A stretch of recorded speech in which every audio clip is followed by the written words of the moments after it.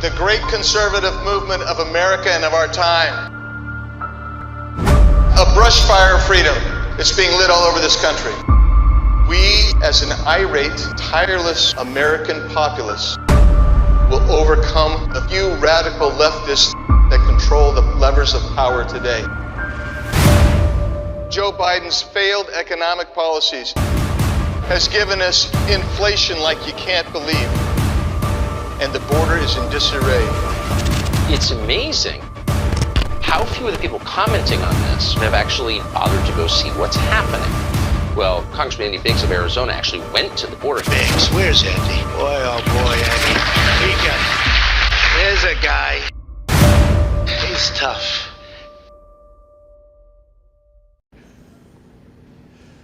Good morning, everyone. I know it's bright and early in Arizona, and on the West Coast, but here I am sitting in Washington, D.C., the swamp, and I welcome you to another edition of What's the BIGGS Idea, my regular podcast. I am so honored to have joined me today not only a great congressman from Kentucky's 4th Congressional District. He is probably the smartest guy in Congress. He has, what do you got, 30 patents now? Yeah, 30? Few pending. Yeah, few. I always wondered what that patent pending, I don't even know what it meant. 30 patents. He resides at a bucolic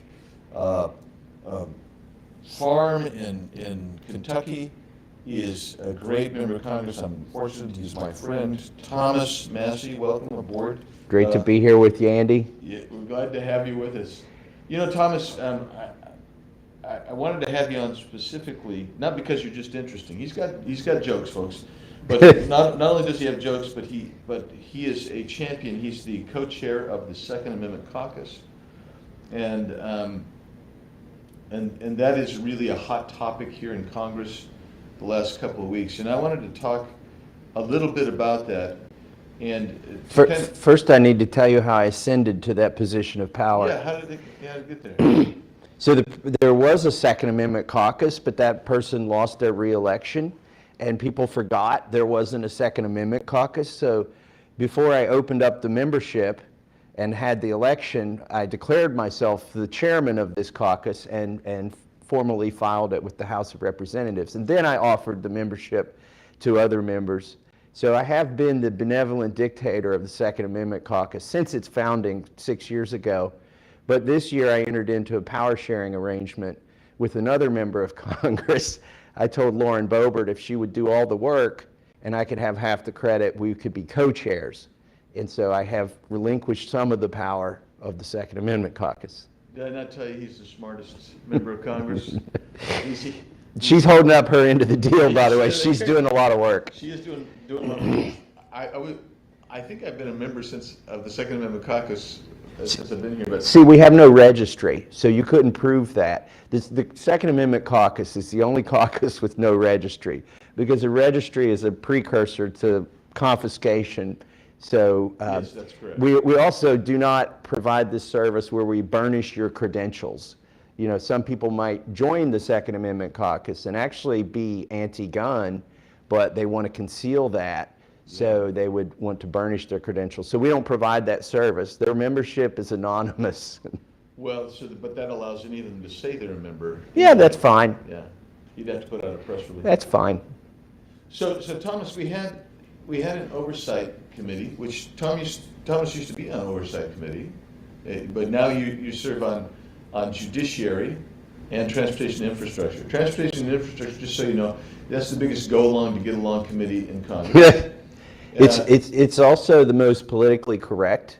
Yes. For 100 years, we've been leading the charge for equality. We don't call it mansportation, we call it transportation.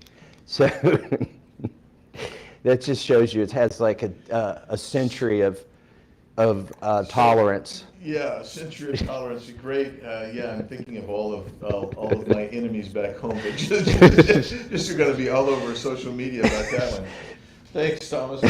but he's also he's a fighter on the Judiciary Committee. So let's talk about oversight for just a second, because we did the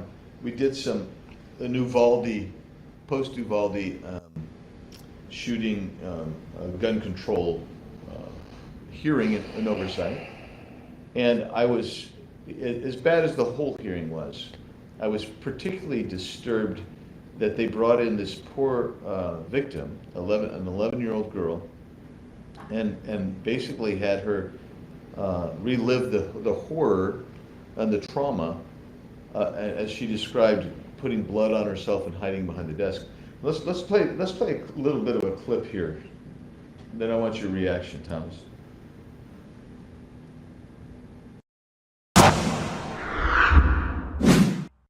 The most egregious thing that the Democrats did today is they took a person, a young person, little Mia, who was traumatized 2 weeks ago, still suffering under obvious PTSD as she testified in that video, and bringing that poor little girl to relive this. If we're talking about PTSD, you just prolonged the agony of that little child. For what? For your own political gain, your own political purpose. That is despicable. So Thomas, you've been here longer than me, and it's not unusual for the Democrats to use children and victims as pawns to further their political ambition, right? I mean, That's a new low. I've never seen them do that. I mean, ostensibly you're sworn in, you take an oath when you testify, and I don't know how you do that to children. What makes it particularly low is in judiciary, the solutions they offered wouldn't help her. right. They are using her to advance an agenda that's not going to help her. If they were serious about it, about solving school shootings, they would quit advertising our children as soft targets, as sitting ducks.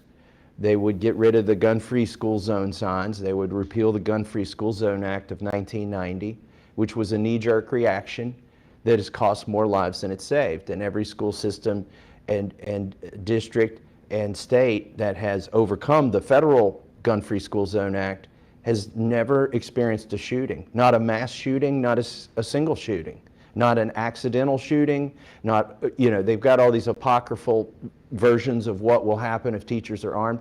In fact, that's never happened in any school where a teacher is armed, where they say, oh, the teacher will accidentally discharge their gun and shoot a student, or the teacher will go into a rage and shoot a student, or the police will show up and they'll see a staff member who's armed and mistake that staff member and they'll shoot the staff. None of that has ever happened. And so if they were serious, they wouldn't bring her here and use her story to advance a gun-grabbing agenda that wouldn't have changed anything. So, and all the bills, because although that particular clip I'd not seen because I'm not on the Oversight Committee anymore with you, but I'm on the Judiciary Committee with you, and we saw they had 6 solutions and none of them are serious. Right, no, and you're right. None of them would actually have prevented the Uvalde shooting. I mean, they're using that shooting because their overall goal is to ultimately take away guns. Right. And so they've got this series of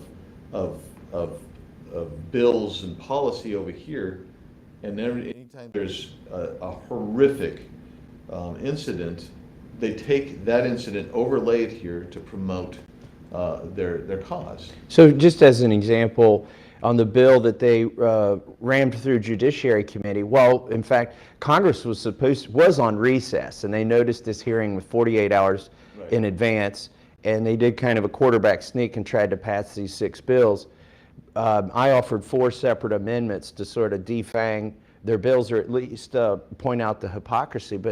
And then we had that bill in the Rules Committee, and in the Rules Committee, we had to debate it again. The chairman of the Rules Committee said, well, this ban on magazines that have a capacity of 15 or greater could stop shootings like the one at Virginia Tech. And I said, I'm sorry, Mr. Chairman, the shooter at Virginia Tech had 17 magazines, none of which held more than 15 rounds. And the shooter at Columbine had 13 magazines. All of those were 10-round magazines. So like they take one particular example and they say, oh, well, this shootings, it won't solve that. In fact, it's fantasy to pretend, even if you found a shooting where there were somebody used a magazine that held 20 rounds, that it wouldn't have happened if they could only have a magazine that held 10 rounds. Right. So there was a ban, they gratuitously threw a ban in there on 3D printed guns, but not just 3D printed guns, any part that could be used in a gun is considered a gun if it's created on a 3D printer under their bill. They banned guns, long guns now, for 18, 19, and 20-year-olds in their legislation. The problem with that is, you know, a lot of times, like in Columbine, those shooters used a straw purchaser. They got, when they were 17, they got a girl who was 18 to go buy the guns, and you'd see them do the same thing. Sometimes the shooters steal the firearms from their parents or whatnot, from their grandparents, etc. One of the provisions in that bill that you and I tried to stop in the Judiciary Committee was called the Safe Storage Act. Right. It's unconstitutional on arrival. The Heller decision, the Supreme Court's already ruled that it's unconstitutional to make somebody keep their gun locked up and unloaded. Yet that's what this bill would do. And boy, if they could get it through the House and through the Senate, and they, you know, one of our colleagues, Mr. Jones, said that they would stack the court. Right. If the court found it to be unconstitutional, they would stack the court after they eliminated the filibuster in the Senate. But if they could get it through, if they could eliminate the filibuster and stack the court and get that Safe Storage Act through and ruled constitutional, criminals would have a heyday. Can you imagine being a home invader as your profession and saying, oh, I'll target this law-abiding owner, gun owner, because they're locked up. They wouldn't even have to consider the potential of self-defense and deterrence. Right. Because the risk would be gone. I mean, just the risk is gone. I want to play one more clip on the despicable use of children, just because we can, and because it ticks me off the way that they manipulate children. So let's do that clip, okay?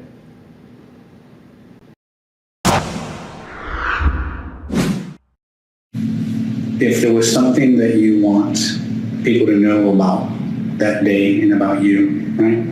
Or things that you want different, what would it be? To have security. Do you feel safe at school? Why not? Because I don't want it to happen again. And you think it's going to happen again? And to those politicians supported by the NRA that allow the continued slaughter of our children and our future, I say, get your resumes ready. We are in the beginning of a mass extinction, and all you can talk about is money and fairy tales of eternal economic growth. How dare you? Stand right here. Right. Just here from Syria. So, Mr. President, I'm here to tell you we will fight this. This executive order was mean-spirited and un-American.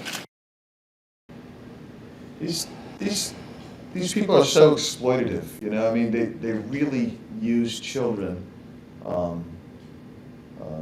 in an unholy way, just a kind of a wicked way.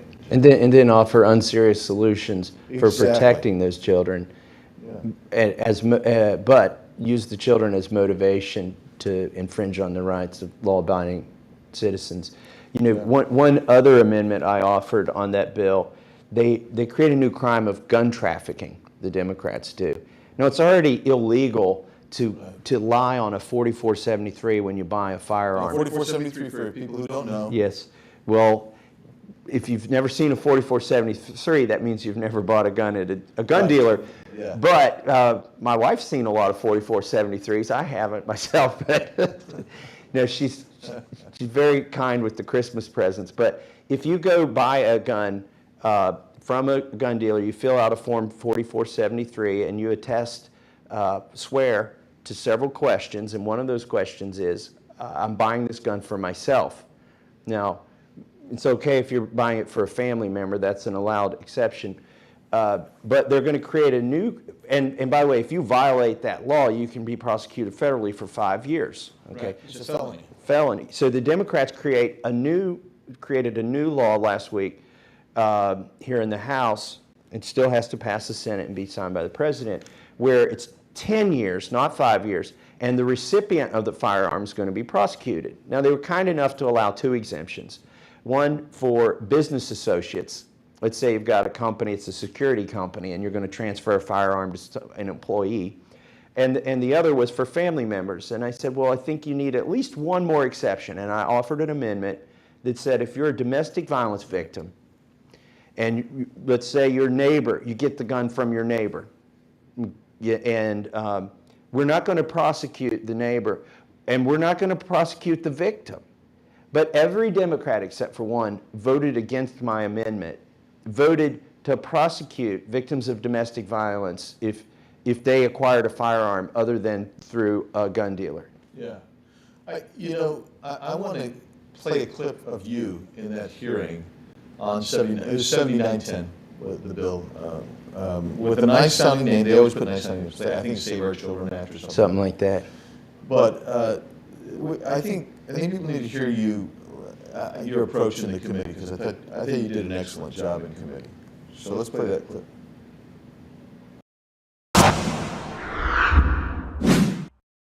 Each and every one of these gun control bills in this single title is unserious and unconstitutional and suffers from the problem, the inherent problem that almost all gun control suffers from, and that is criminals do not obey the law. They do not follow the law.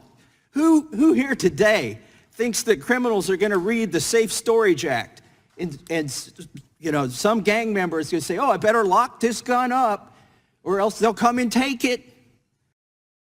Yeah, I mean, you said this a couple times this morning. You said it in that clip. These are unserious proposals to solve a serious problem.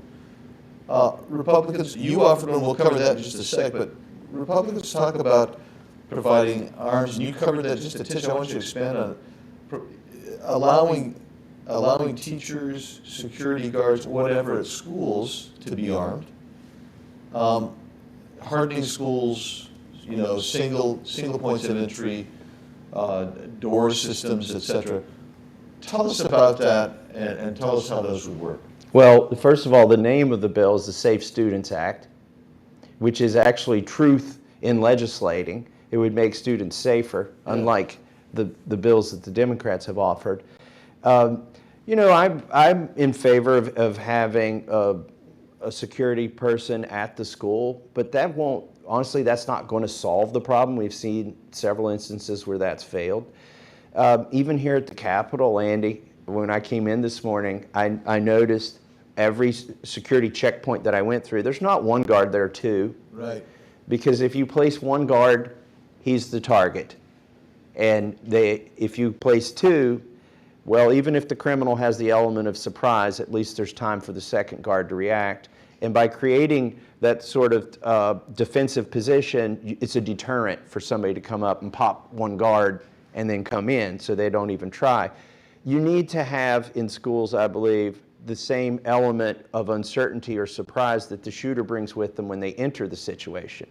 If the shooter walks into a school and doesn't know who's armed, and by the way, these are insane, decrepit individuals who seek glory, a distorted form of glory. And glory in their mind is to kill as many people as they can on the way out, because they're going to commit suicide. But if they knew when they walked into that situation that they were likely to meet certain and unceremonious death within a few seconds of entering that building and brandishing the weapon, they wouldn't undertake it. And I'm not saying that you got some of the teachers' unions who are against this. I know a lot of teachers who would gladly carry, and I know some that wouldn't. I'm not saying that it should be a requirement, but if a would-be school shooter knew that any teacher could be armed, they would not seek that school out. And we see this in their manifestos and in their writings and in their text messages and in their internet research, when the police do sort of the post-mortem and go in and find out. In a lot of cases, you will see, like in Aurora, Colorado, the shooter passed 2 theaters that allowed you to carry, in, or malls that allow carry to find ones that don't.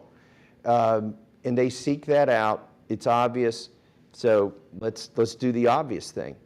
Yeah, so I want to get to that. Let's play another clip from you from the hearing, and then I want to talk about Arizona's faulty law, in my opinion, but I understand it. But by the way, thank you you're a co-sponsor of the Safe Students Act. Absolutely. So I appreciate that very much. Absolutely.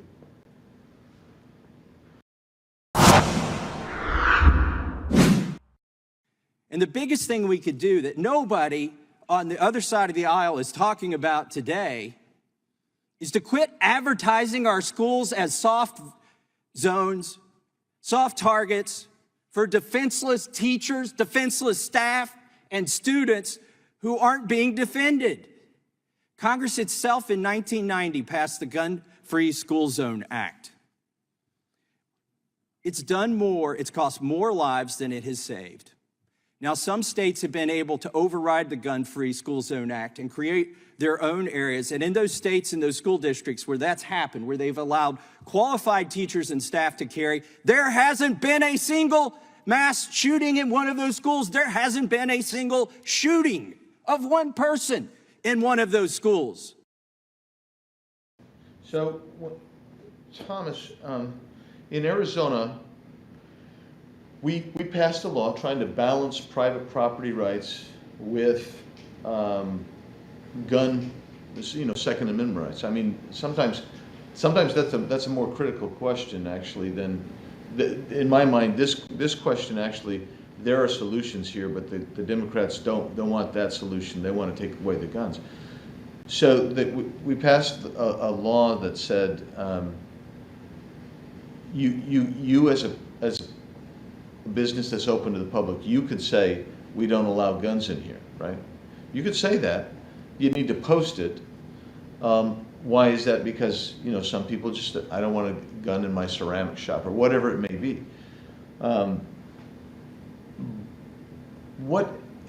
You talked about it just a second ago, this advertising that you are, that you're not going to have defense. There will be no self-defense here. I think in Kentucky, the balance is maybe about right. You can post that sign, but it's ignore it. So yeah, I'm going to tell you right now, people watching this might get upset, but when I walk into a bank and I see a sign in Kentucky, I don't know about Arizona, and the sign says this is a gun-free zone, I just ignore it. I don't disarm. I walk into the bank with my firearm. Because in Kentucky, if it's not an infraction unless the bank, let's say you print or you brandish or something, and the bank says, oh, you have a gun, we have a policy, you need to leave. And if you don't leave, at that point you are trespassing. So you got to trespass. Right? Yeah. So I think that's probably an okay level of respecting the rights of the property owner and the rights to be armed. There are some states that I think that have gone further or have tried to go further to say that if you're a property owner and you post a sign and a person disarms himself and then comes into your gun-free zone and gets harmed, then you're responsible for the fact that they got harmed. In Tennessee, I have a friend, a dear friend, and her name's Nikki Gosser. She worked for me here on the Hill.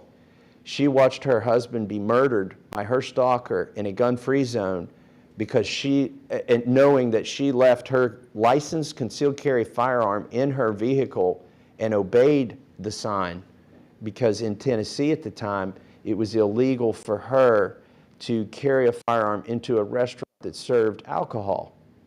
And so it was a gun-free zone that was established by the state law. She subsequently went back and made it her mission to get that law repealed, and was successful and has been successful in several states at accomplishing that. And that's why she came and worked in my office on this topic. She's very passionate. because she's haunted to this day. What if she had ignored that gun-free zone sign, carried her firearm in there, because her stalker ignored it, and maybe she couldn't have, or maybe she could have saved her husband Ben's life. We'll never know. But so there is a balance there, and I think at the end of the day, you leave it up to the states to decide. And the reason, in that clip I mentioned that some states have overcome the federal Gun-Free School Zone Act, well, they've overcome it within their school system. But the Gun-Free School Zone Act creates a radius of 1,000 feet around every school. Right. Yeah.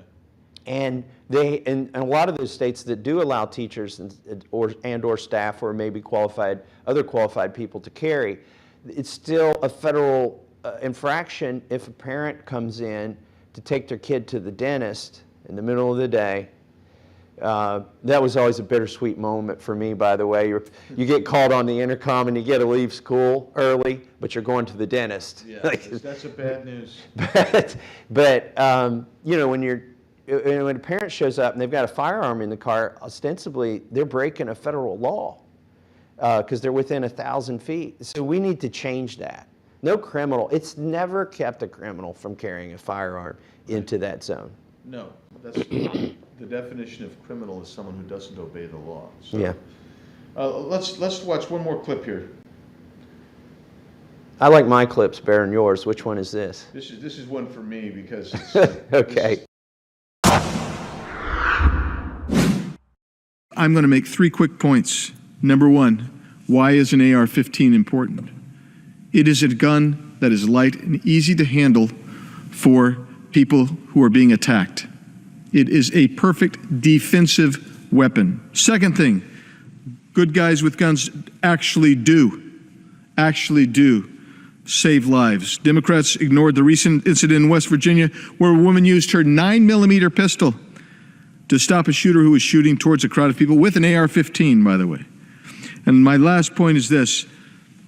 If you're 18, 19, and 20 years old, you still have that God-given right to defend yourself and to the Second Amendment. You made some great points there. We made those same points in the committee. I offered an amendment that said if you've registered with Selective Service, that you're not subject to the ban on 18, 19, and 20-year-olds, because the Democrats already had an exclusion for active members of the armed services, if you're 18, 19, or 20, that you could own a firearm. So I said, well, how about their spouses? If they're serving overseas, and there's a 20-year-old mom who's a head of household is overseas, and generally everybody in the community knows that, not just the good guys, but the bad guys, because they may have had a parade or something, or announced it that he's serving overseas. Why not let the spouse be armed? But it's immoral to say we're going to conscript you to defend this country if you're 18, 19, or 20 years old, but we're not going to allow you to have the implements of defending yourself or your family. I'm going to do kind of an odd metaphor here, but I mean, when you think about on gender identification, our colleagues across the aisle are okay with a 10-year-old changing their gender without even consulting their parents. And yet an 18, 19, 20-year-old, by the way, the U.S. Supreme Court has said, or not the U.S. Supreme Court, California federal court has said that we recognize that right in an 18, 19, 20-year-old. To keep and bear arms, yeah. Bear arms. Why can we not get the United States Congress to recognize that? That's another great point. Chairman Nadler said that 18, 19, 20-year-olds don't have fully formed brains. Yeah. My question to him is, why are you letting them vote?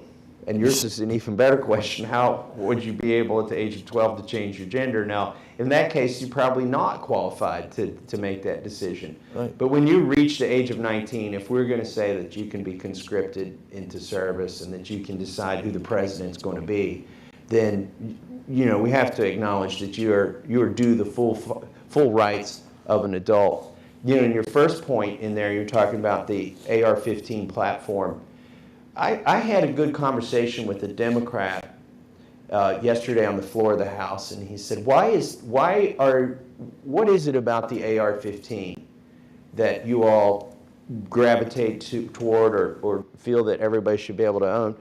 And I pointed out to him, it's kind of like, for people that understand computers, it's like the Linux of guns, okay? It's an open design. It's virtually unheard of that you could take a part from a Winchester and put it in a Smith & Wesson, right? But when you buy an AR-15, there's like 500 manufacturers, more than that, making parts for that gun, and they almost all interchange because they're going on the same specification. So it's basically an open source platform. And that's one of the reasons it's become so popular. The other is it's reliable, it's lightweight, it's accurate. It's easy to hold and easy to handle. The ammunition is small. This is where the Democrats get it backwards. they don't know. They don't know. The grain of that bullet, is half the weight of a 9mm bullet. It's a quarter of the weight of a .45 caliber pistol round. Yeah. And so, the Democrats will go into hearing and they'll describe the ballistics of a .223 round, and it sounds really impressive, the muzzle velocity and all of this, but they never compare that to, for instance, a deer rifle, 7mm Remington Magnum or something. Yeah. But getting back to it, the AR-15 is also the most popular firearm that's being sold right now. And it's involved in a minuscule number of crimes. Like, long guns themselves are only involved in less than 5% of homicides. Right. That's right. It's more likely that fists or hammers or knives will be the tool that's used to kill somebody than a rifle. So when they focus on this, and here's another, man, I love an opportunity to go after this statistic again. They talk about the assault weapons ban from 1994 to 2004. Right. And they say that violent crime went down during that 10-year span. Well, it did go down, but here's the problem. It wasn't because of the so-called assault weapons ban, because within 2 years, by 1996, there were at least a dozen manufacturers making AR-15s again. They sawed off the bayonet lug, in the case of ones who had already had a bayonet lug. They changed the flash suppressor to a muzzle brake. They said, all right, you can't get this with the grenade launcher anymore. How many drive-by bayonettings or grenade launchings have cost lives, or none? So what the manufacturers did, they got rid of the cosmetics that were banned by the '94 ban. And between '94 and 2004, the number of AR-15 style rifles in the hands of civilians more than doubled. It went up exponentially. So if crime went down from '94 to 2004, and it was related to the AR-15 style rifle, it must be because there were more of them. They don't make the connection. Well, I found out yesterday in the debate, I concluded, and I mentioned this in an oversight hearing debate, I'm talking logic, you guys are talking emotion, and it's just not, that's what happens. We're how are we doing time-wise? We're good? We're getting close to the end, but Thomas, I'm going to do I have a Second Amendment, I don't want to say caucus, it's a working group in my district. And so I'll be meeting tomorrow morning with them because we meet on a regular basis. If you were going to talk to them, and if you were going to talk to, I live in the suburbs of the Phoenix metro area, what would you tell moms and dads, families about how to best keep their kids safe in school, and about the Second Amendment? What is the elevator speech you'd give to them? Oh, well, first of all, gun safety education, but not just gun safety education, just to know how a firearm works and what the results are of firing a firearm at a living creature. So when I was growing up, when I reached the age of 12, my dad took me and we bought a shotgun. And that was my shotgun. I still have it. And we went hunting. He took me hunting.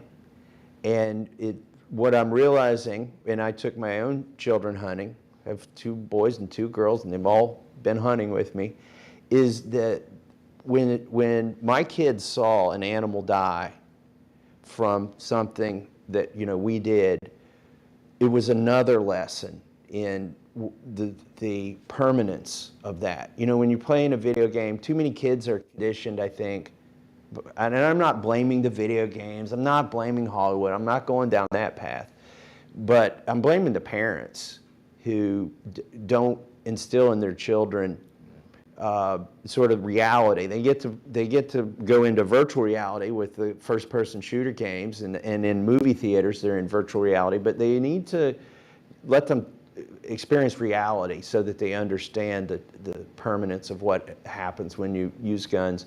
And also the safety, just knowing how a gun operates may save your life one day.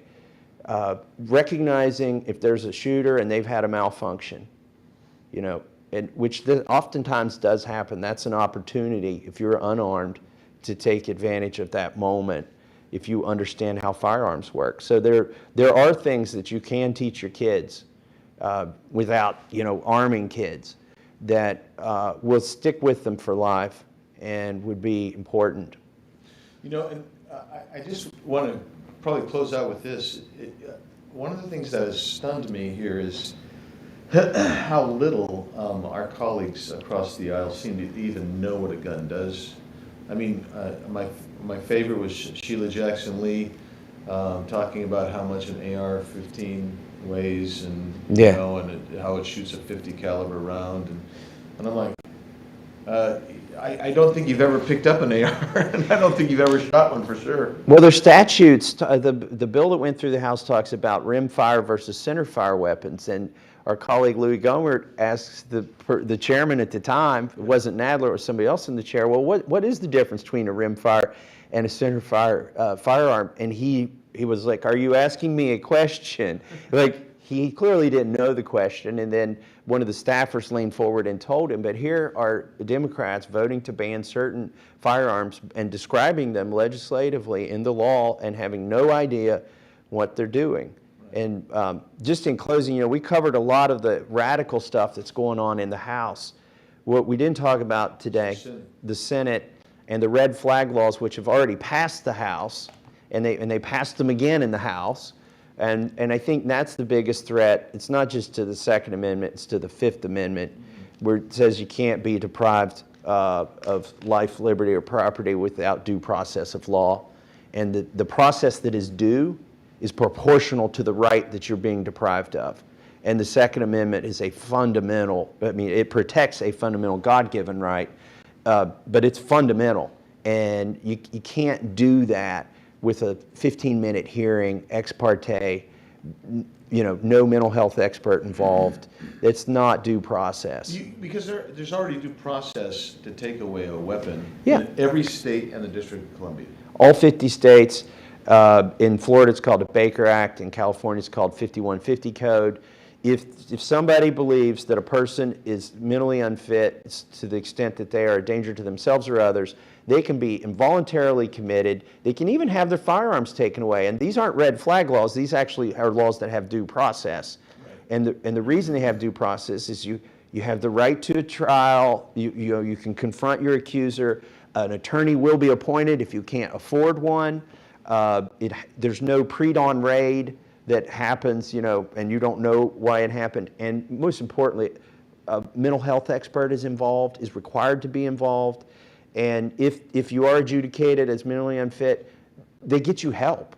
Like you're committed to the mental facility for 72 hours, where at least they can do an evaluation and maybe prescribe some treatment. Yeah, but you've had the due process, and that's right. What's critical. This is Thomas, great friend, great member of Congress, does a great job. Kentucky's 4th District. You can find Thomas on Twitter at Rep. Thomas Massie. Same handle for Truth. Facebook, Congressman Thomas Massie. Instagram, Rep. Thomas Massie. And we release these podcasts bi-weekly. Be sure to check for updates on that. My social media is Twitter, At Rep. Andy Biggs AZ, Instagram at Rep. Andy Biggs, Facebook Congressman Andy Biggs Truth, at Rep. Andy Biggs AZ, and www.biggs.house.gov. For the audio version of this, go to Spotify for What's the Big Idea, or Apple Podcast, same, What's the Biggs Idea. And I'll be meeting up at the Second Amendment Coalition this week.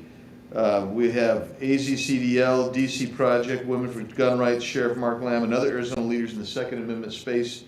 Look forward to seeing you all tomorrow. And you forgot the most important social media tag, hashtag Sassy with Massie, SASSY with MASSIE, Sassy with Massie. Look for that hashtag. My mom always taught me, if you can't say something nice, be sassy. There you go. Thanks everybody for joining us. We'll see you next time. Thanks, Thomas. Appreciate it. Thanks, Andy.